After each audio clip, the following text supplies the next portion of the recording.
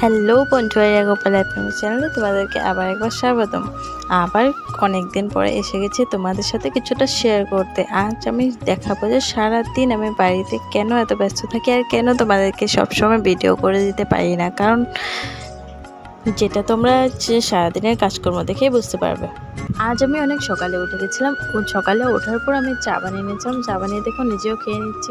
আর আমার বর তো অনেক তাড়াতাড়ি স্কুলে চলে যায়, তো সকাল 8টার সময় ও স্কুল চলে যায়, তার জন্য আমি সকালে উঠে আগে চা বানিয়ে নিয়েছি। তো আজ আর রুটি বানানো হলো না, তো চা দিয়ে দিলাম। আর চা দিয়ে ভুজিয়া ছিল, চানাচুর ছিল, বিস্কুট দিয়ে চা দিয়ে দিলাম। তো বাবা মা নেই বলে আমি আর রুটিটাও বানালাম না, ভালো লাগে না দুজন সব, তো কিছু একটা দিয়ে খেয়ে নেব। তো দেখো এদিকে দেখো আমার বর রেডি হয়ে গেছে, তো বের হয়ে যাচ্ছে। এতটাই গরম কি বলবো, দেখো আজ এখন বাজছে সকাল 8টা, কিন্তু রোদটা এমনই, দেখতে মনে হচ্ছে বেলা 12টা বাজছে।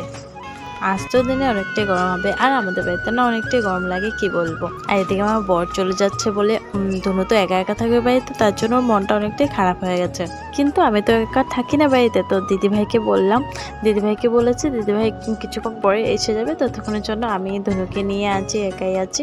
আমার ধনুকে নিয়ে থাকতে কোনো অসুবিধা নেই, কিন্তু কি বলতো, আমি কিছু কাজ করতে পারবো না, কারণ ধনু না সবসময় আমার সাথে সাথে থাকবে, পেছন পেছন থাকবে, একা একা তো কিছুতেই থাকবে না, দুষ্টুমিটাও অনেকটাই বেশি করে, তার জন্য ওকে নিয়ে থাকতে হবে। তো তাই জন্য আমি দিদিভাইকে ডেকে নিলাম, দিদিভাইয়ের সাথে থাকলে আমি একটু কাজ করে নিতে পারবো নিজের কাজ। বাবা চলে যাও, কান্না করতে থাকলো, পাপা কোথায় পাপা কোথায়, তো আমি ওকে ঘরে নিয়ে এসে গেলাম। সকাল থেকে তো কিছু কাজই হয়নি, শুধু চাটা খাওয়া হয়েছিল, তো আমি এখন কাজগুলো করে নিচ্ছি আর ধনুকে নিচে দাঁড় করে রেখেছি। আর দিদিভাই তো ওখানে আসেনি, দিদিভাই আসার পর তো ধনু দিদিভাইয়ের সাথে থাকবে, কারণ ওর পিসিকে অনেকটাই ভালোবাসে। আর ধনুকে নিচে দাঁড় করে রেখেছি, কারণ আমি এখানে মশারি গুজ করছিলাম। যদি ওকে উপরে উঠিয়ে রাখি তো ও নিচে নামবে, একবার উঠবে তো অনেকটা দুষ্টুমি করবে, পরে ব্যথা পেয়ে যাবে। একা একা আছি, তার জন্য ওকে নিচে দাঁড় করিয়ে রেখেছি। সকাল থেকে অনেকটাই কাজ পড়েছে, সবই আমাকে একা একাই করতে হবে আজ। আর আমার মনটা অতটা ভালো না, কারণ পুজোতে যাওয়ার জন্য অনেকটাই আশা করেছিলাম, কিন্তু যেতে পারলাম না, তার জন্য আমার মনটা অনেকটাই খারাপ হয়ে গেছে। মা বাবারও তো চলে গেছে, আমি তো বাড়িতে একা আছি, আর একা থাকাটা অনেকটাই কী করবো বলো, বড় তো আছে, তো থাকতে তো হবেই কাউকে না কাউকে। তো মা গেছে বলে আমি এখানেই আছি, সবই বলে তো মায়ের ইচ্ছে। তো মা হয়তো আমাকে ডাকেনি, তার জন্য আমি যেতে পারিনি, কি বলবো, এরকম তো শুনেছি এরকমের কথা। মন খারাপ করে লাভ নেই, এবছর হয়নি তো পরের বছর নিশ্চয়ই যেতে চেষ্টা করবো।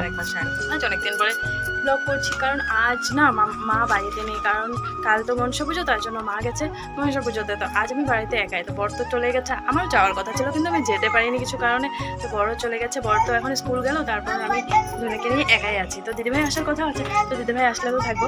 তারপর দেখো আমি ধনুকে নিয়ে কী করছি সারাদিন। এদিকে দেখো সারাটা দিকে আমার একদম আগোছালো হয়ে গেছে, এখন আমি গোছাবো, বেশ বিছানাটা সবে মাত্র গুছিয়ে রেখেছি, আর অনেকটাই কাজ আছে কিন্তু।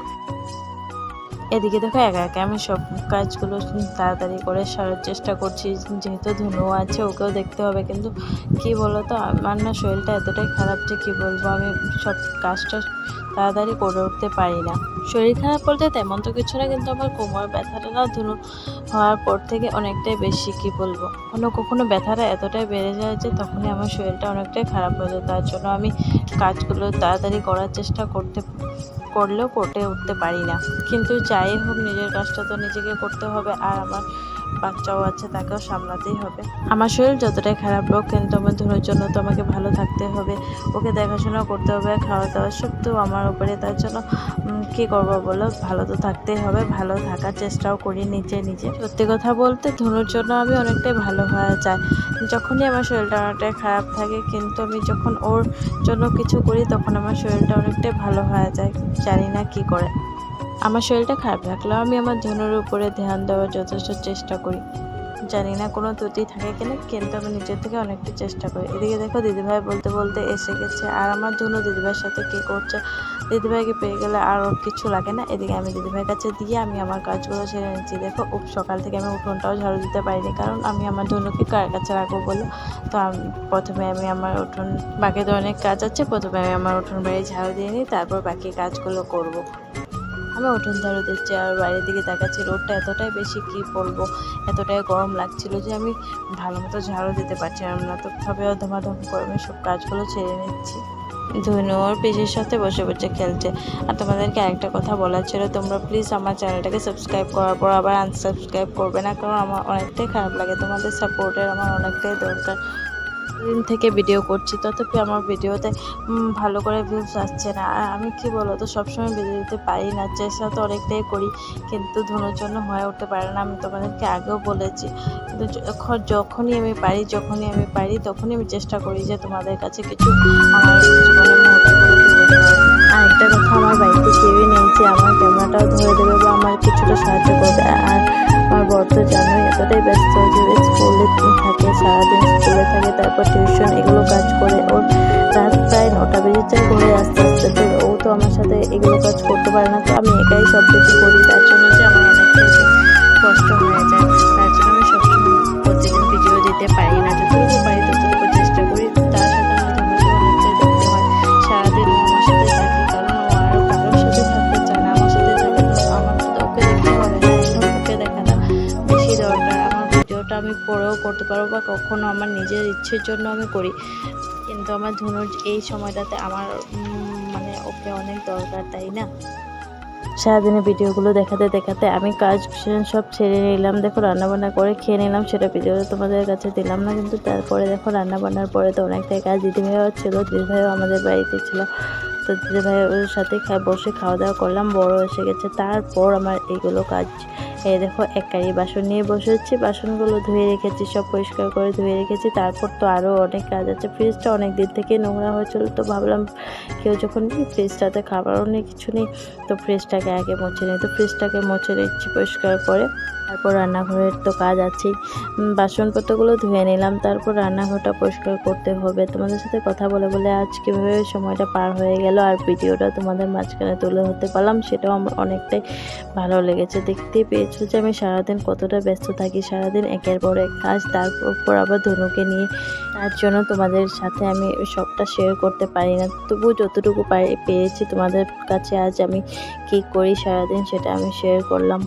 রান্নাঘরের কাজটা শেষ করে আমি এদিকে ঘর মুছে নিলাম। আর তোমাদেরকে আমার ভিডিওটা প্লিজ শুরু থেকে শেষ অবধি দেখো, আর যদি ভালো লেগে থাকে তাহলে প্লিজ লাইক কমেন্ট শেয়ার করে দেবে। আর যারা আমার চ্যানেলে নতুন আছে প্লিজ আমার চ্যানেলটাকে সাবস্ক্রাইব করে দেবে, প্লিজ প্লিজ প্লিজ প্লিজ আমাকে তোমরা সাপোর্ট করো, তোমাদের সাপোর্টের অনেক দরকার আমাকে। তোমরা সাপোর্ট করলে আমি আগে বেড়ে যেতে পারবো, আরও আমি চেষ্টা করব নতুন নতুন কিছু ভিডিও দেওয়ার জন্য, যতটুকু পারবো ধনুষকে নিয়েই আমি চেষ্টা করবো। এদিকে দেখো বিকেল হয়ে গেছে, বিকেল হওয়া চিঙ্কিকে তো তোমরা দেখতেই পাও প্রত্যেক ভিডিওতে, তো দেখো ও এসে গেছে। আর আমার ধনুর আর কাউকে লাগে না, চিঙ্কির সাথে ও খেলা করছে বসে বসে, আর আমিও বসে আছি ওদেরই সাথে। কি করব করার পরে তোমাদের সাথে শেয়ার করে নিই। আমি সারাদিন কাজটা করার পর হয়রান হয়ে গেছিলাম, তো ধনুকে নিয়ে একটু শুয়েছিলাম। তারপর দিদিভাই তো ছিল, তো দিদিভাই এখন চলে গেছে। আমি যে চিঙ্কির সাথে বসে আছি, চিঙ্কি আমার ধনুকে খেলাচ্ছিল, আর এখন দেখো ঘুম পাড়াচ্ছে। এই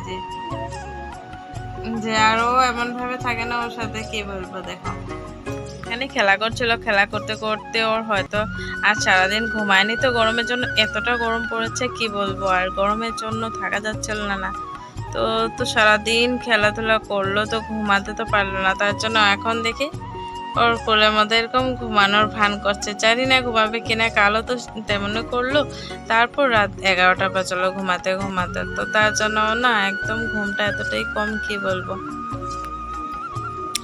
তো এখন হয়তো ঘুমিয়ে যাবে। তো আজকে আর ভিডিও করলাম না, কারণ প্রচণ্ড গরম, নিজের অনেকটা শরীরটা খারাপ লাগছিল, তো করতে এতটা শরীরটা খারাপ লাগছিল কি বলবো, তার জন্য আর ভিডিওটা কন্টিনিউ করতে পারছিলাম না। বাড়িতে থাকা যাচ্ছিল না গরমের জন্য, আজ এতটাই প্রচণ্ড রোদ পড়েছে। আর কামের চাপও অনেকটাই বেশি ছিল আজ, কারণ মা বাড়িতে ছিল না, আমি একা একাই ছিলাম। তো দিদিভাইয়ের সাথে কিছুটা হেল্প হয়েছে, যে ধনুকে নিয়েছিল আর আমি বাকি কাজটা করতে পেরে। আমার ধনু ঘুমিয়ে যাচ্ছে, ওর কোলে কীভাবে ঘুমিয়ে যাচ্ছে। ওকে না অনেকটাই ভালোবাসে, তার জন্য না ওর সাথে যখনই থাকে খেলাধুলা ভালো মতো করে, আর ঘুমিয়ে যাচ্ছে এখন ওর কোলে।